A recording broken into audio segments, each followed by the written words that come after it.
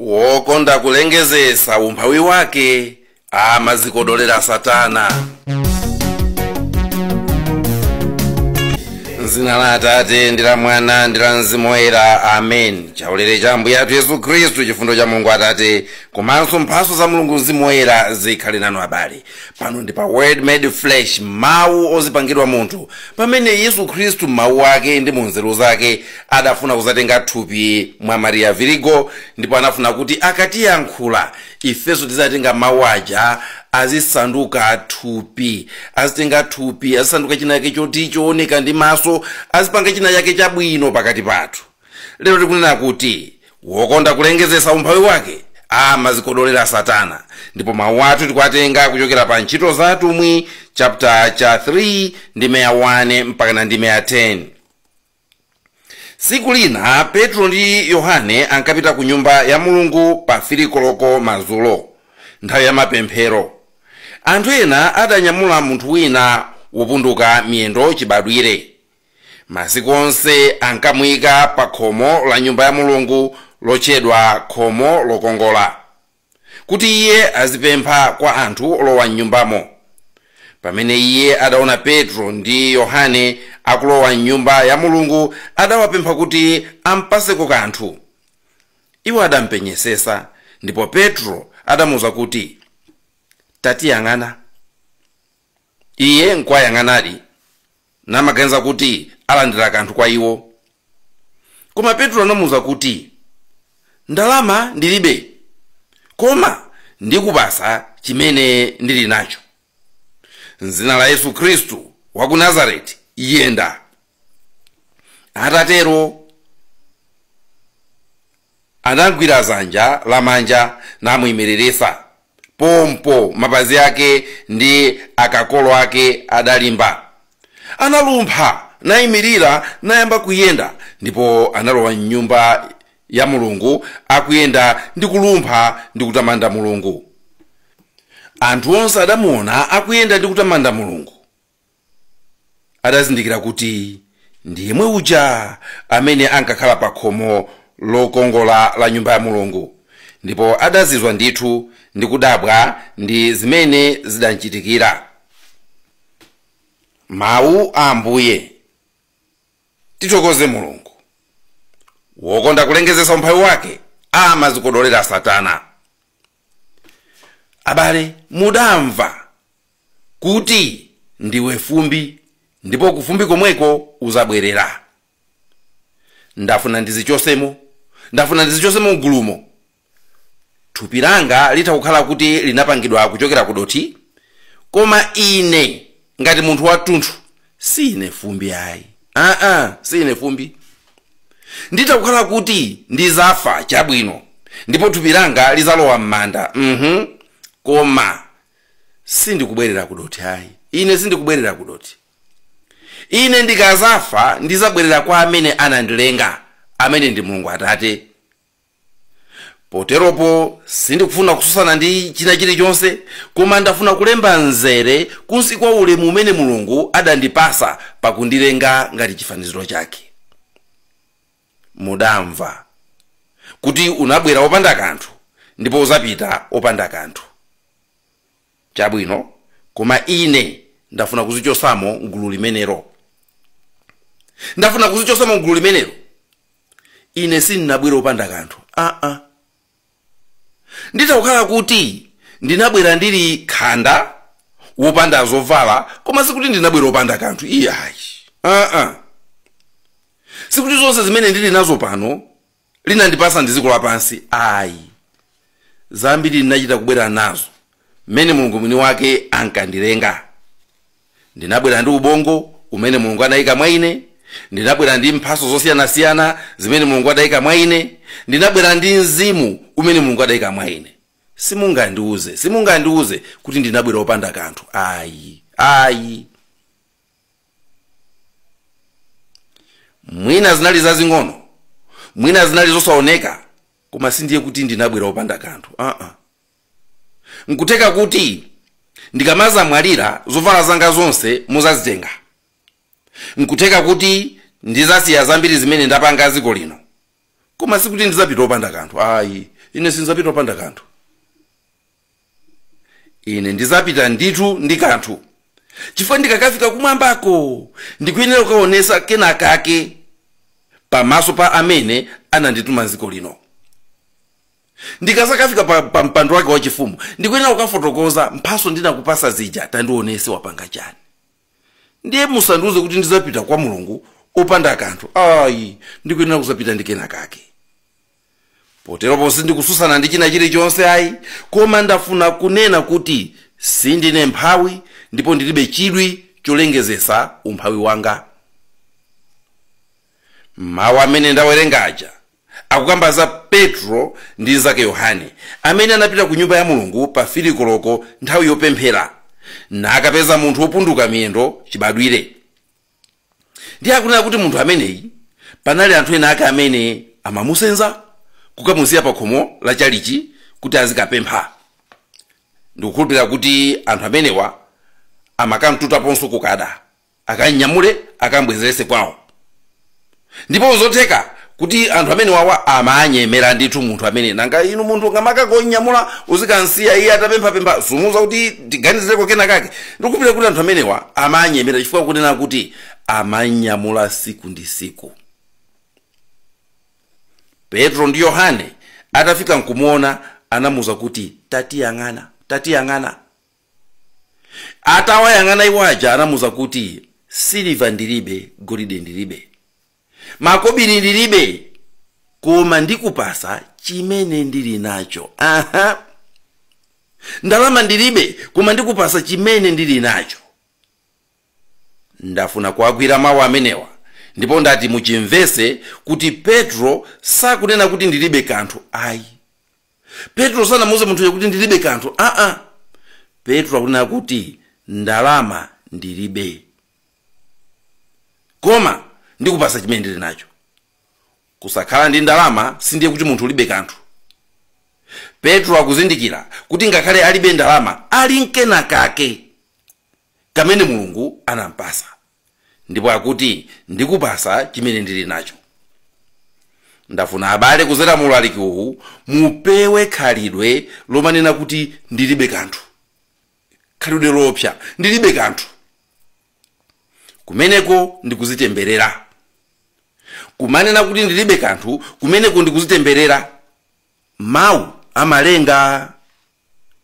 Ndafuna mupewe kulengezetsa umphawi wanu. Haya ife mene mutiziwiramo ife tilibe kanthu. Ife ndife ovutika. Ife tili nchani ife. Musazitemberere. Ambuye Yesu ananena kale za amene alibe kanthu kuti kodi azatani. Ananena kuti amene alibe kanthu azamulanda ndi kakang'ono komwe kamene ali nakoko. N'chifukwa chake ndinena kuti kunena kuti ndilibe kanthu nkuzitemberera, kufuna kuti ulandidwe ngakhale kakang'ono kamene uli nako. Ndanena kale paja kuti mmene ndinkabadwa mwina ndinabadwa ndi ubongo waung'ono, mwina ndinabadwa ndi mphamvu zochepa, koma ine pansi pano sindinabwere opanda kanthu. Ayi, sindinabwere opanda kanthu.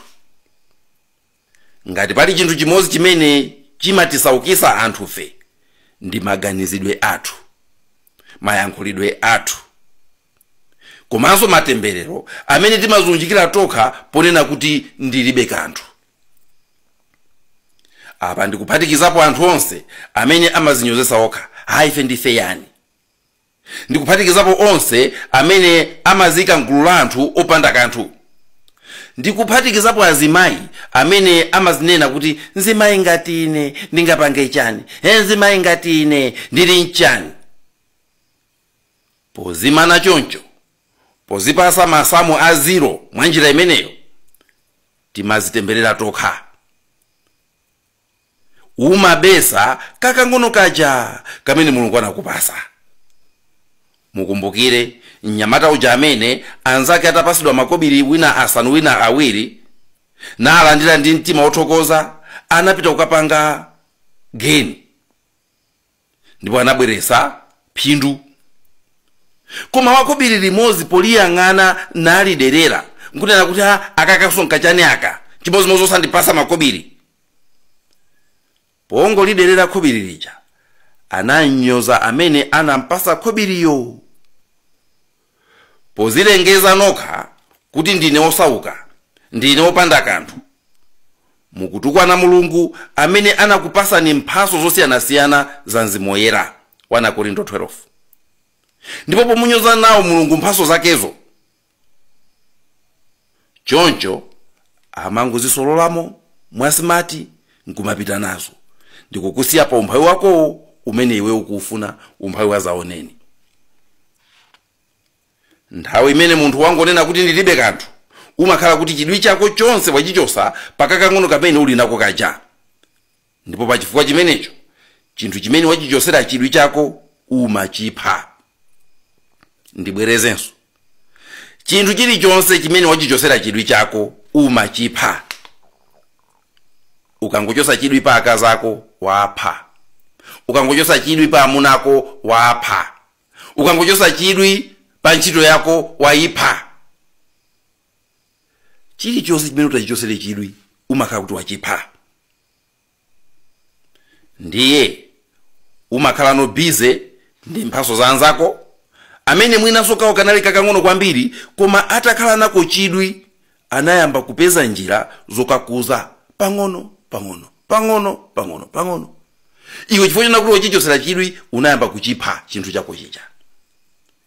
Ndafuna tisekulane m'maso abale kuti ukazangoyamba kuzilengeza kuti ndine wosauka, ndilibe kanthu, ukazangoyamba zolengeza kuti ndine mphawi, kanthu kulibeko kanthu kwa ine,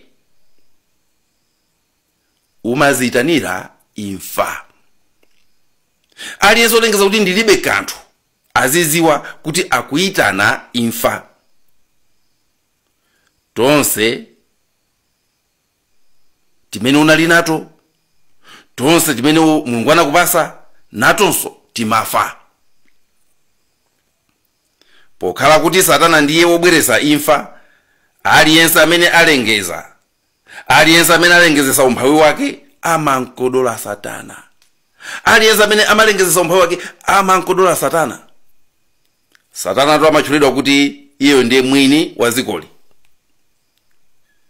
Tita kunena molakwisa mwina mwake kapena ndithu kuti Satana pokhala mwini ziko ndiye kuti iye ndiye amene ali mwini ndalama.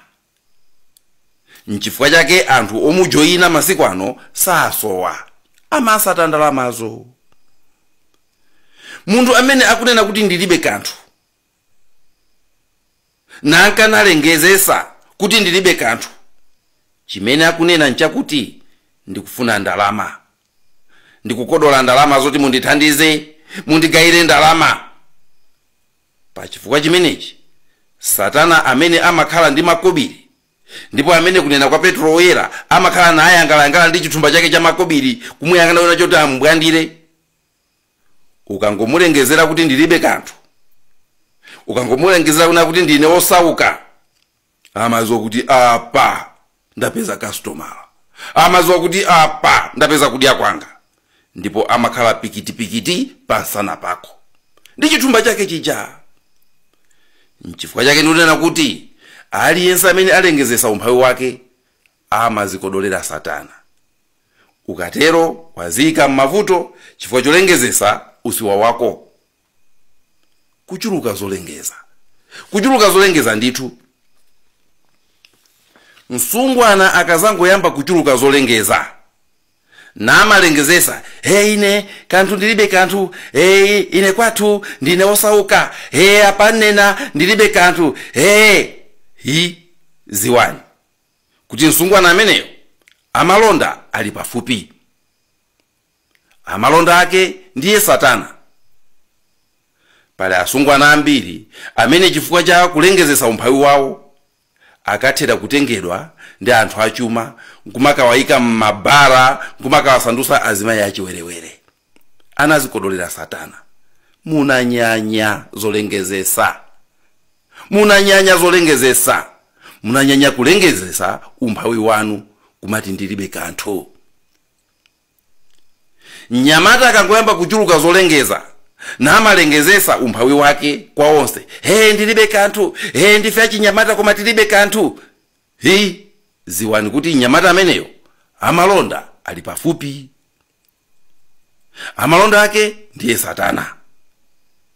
Pali achinyamata ambiri amene chifukwa cha kulengezesa umphawi wawo atengedwa ndi anthu achuma ndi kukalowesedwa m'magulu azifwamba, kukasutisidwa chamba kuti akhale zirombo zenizeni, ndi kumwesedwa mowa kuti aphe ubongo wawo.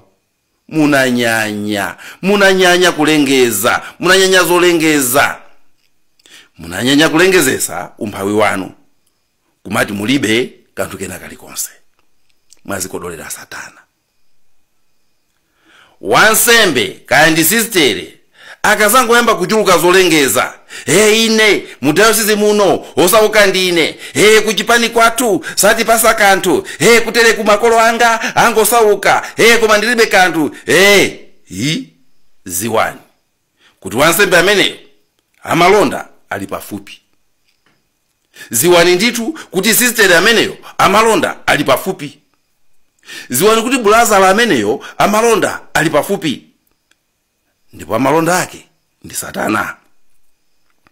Pali ansembe ena, pali asistere ena, pali abulazala ena amene chifukwa cha kulengezesa umphawi wawo anataya chiyitanidwe chawo, anatengedwa ndi anthu achuma, ndipo utumiki wawo udaolera pompo, utumiki wawo udathera pomwepo. Munanyanya zolengeza, munanyanya kulengezesa umphawi wanu kuti mulibe kanthu. Munthu wa pabanja, mzimayi kapena mzibambo akazangoyamba kuchuluka zolengeza, ine amunanga palibe chimene amandichitira, ine mkazi wanga palibe chimene amachitapo, ine samandisamala, ine mkazi wanga samandisira kanthu amunanga, samandisamala olo pang'ono, ziwani kuti mzimayi ameneyo amalonda ali pafupi. Ziwani kuti mzibambo ameneyo amalonda ali pafupi. Amalonda ake ndiye Satana. Pali azimayi ena amene chifukwa cha kulengezesa umphawi wawo adazipereka kwa anthu achuma, azibambo achuma, azimayi achuma, ndipo anaononga banja lawo labwinobwino. Nati azikazunzidwako, akathawidweko, ndi kusiyidwa m'manja ankhosi. Munanyanya zolengeza, munanyanya kulengezesa umphawi wanu, kumati mulibe kanthu.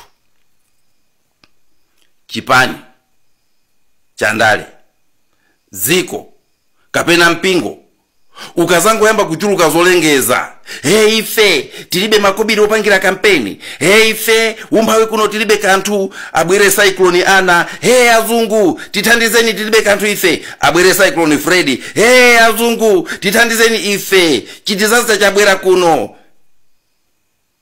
abwere cyclone Chikutumbwe, ife kuno ndikuti. MP asabwere kuzapemphera, abusa ndiye gundikani. MP bwana kumapa mpingo pano mukuona mmene mukuoneramo ndife anthu osauka, tilibe kanthu kena kalikonse, tiganizireni. Ziwani kuti chipani chimenecho amalonda ali pafupi. Ziwani kuti ziko limenelo amalonda ali pafupi. Ndipo ziwani kuti mpingo umenewo amalonda ali pafupi. Pali zipani zina chifukwa cha kulengezesa umphawi wawo, Satana wachuma anawathandiza kampeni ndikulowa mboma ndithu, koma pano ndi uyu ali pansana pawo. Zinthu kubakanika kuyenda. Kuli mayiko amene chifukwa cha kulengezesa umphawi wawo anakodola Satana, ndipo anawapasa makobiri koma nkuwatumizira mabungwe ofalisa zikhalidwe za chilendo, kuphana osabadwa, kukwatirana amuna okhaokha. Munanyanya zolengezesa. Kuli mipingo imene chifukwa cha kulengezesa umphawi wawo achuma anawathandiza. Nena pano uneneri wawo uli ngati aneneri abara, kupembeza asogoleri oyipa. Munanyanya zolengeza, munanyanya kulengezesa umphawi wanu, munanyanya kunena kuti tilibe kanthu. Koma lero Petro akutizindikirisa kuti anthufe sitingakhale opanda ayi. Mulungu anatipasa mpamba, anatipasa poyambira. Timakhala ndi kena kake nthawi zonse. Koma kuti mwina anthu timafuna kuti tikhale ndi zopangapanga, zophayipha. Ndiye timamva ulesi kukuza kambewu kakang'ono kamene Mulungu atipasa. Ambuye Yesu mmene adayenera kudyesa anthu 5,000, ophunzira ake anali ndi mtima wake omwewo, tilibe kanthu. Tilibe zokudya zoti nkwadyesa anthuwa. Koma funso la Yesu limene anafunsa, ndifuna kuti inu ndi ine lero tizizifunsa nthawi zonse tisanakalengezese umphawi wathu. Kodi muli nchani? Anafunsa choncho. Kodi muli nchani? Ndiye anayankha monyoza, buledi nsanu ndi tinsomba tiwiri basi, nanga zimene zingapange chani? Ambuye Yesu anati, bwera nazo ni kuno. Zochepa zomwezo zimene muli nazo, bwera nazo ni kuno. Ndiye anapemphera ndi mtima wothokoza, kupempherera kakang'ono kameneka. Anakapasa chidwi chake chonse, ndipo zinthu zinachuluka. Amalawi, tikanakhala ndi chidwi ndi zazing'ono zimene ife tili nazo kuyambira kale lija, ngati ziko bwenzi tili patali. Koma timafuna kuti tikagule zimene ena apanga. Ife tingolandira mayankho opangapanga. Tingozilandira zinthu zija tizigwirisa ntchito. Tikanaleka kulengezesa umphawi wathu ndi kuyambapo kuyang'ana mayankho amene ali pakati pathu pompa, bwenzi tisakuopa kuti COVID akazabweranso tizatani. Koma COVID kungobwera, ife paja ndife osauka, azungu tabwerani mutijabule, mwakuti tithandizeni tilibe kanthu. Nkumaluza mpaka na makobiri kutumiza munthu wamkulu kunja kuti akapempheza mbiri. Azikamona chamaso kwina kunamvesa chisoni ali pheti kuti antapire zochuluka. Tanyanya zolengezesa. Tanyanya kulengezesa umphawi wathu. Lero ndizi takodola nazo Satana. Mukakumana ndi vuto, musanalengezesa umphawi wanu, zifunseni, kodi ndili ndi chani? Ndipo yankho lake lisakhale lona kuti ndilibe kanthu. Mwayambana mbanja mwanu, musanakalengezese kunja za umphawi umene uli mbanja mwanu, mkangano wanu, zifunseni, kodi ndili ndi chani m'mitima mwathu chimene chingati kuthesa mkanganowo? Tili ndi kuzichepesa, tili ndi kukhululuka, tili ndi kukambirana. Mkangano ndikutha. Koma mukathamanga kulengezesa umphawi wanu, muluza zambiri. Petro analibe makobiri, koma anali ndi chikhulupiriro chotha kusuntha mapiri, ndipo anamchirisa munthu uja. Petro analibe ndalama, koma anali ndi Yesu wamoyo, ndipo anatha kupangapo kanthu. Inunso Yesu yekha muzikhala naye, wenda naye nditu ponseponse, poti mwa iyeyo ndiye makhala mayankho. Pajatu timanena kuti pakukhala ndi Mulungu tili nazo zonse. Sikuti ndi makobiri okha amene ali kanthuyi. Ayi. Ndi zambiri zimene tili nazo, zimene zimakobiri, koma titakuzigwirisa ntchito kuti tithane ndi mavuto athu. Timpemphe Mulungu atichose mtima olengezesa mavuto athu. Timpemphe Mulungu atipase chidwi ndi zazing'ono zimene tili nazo ife.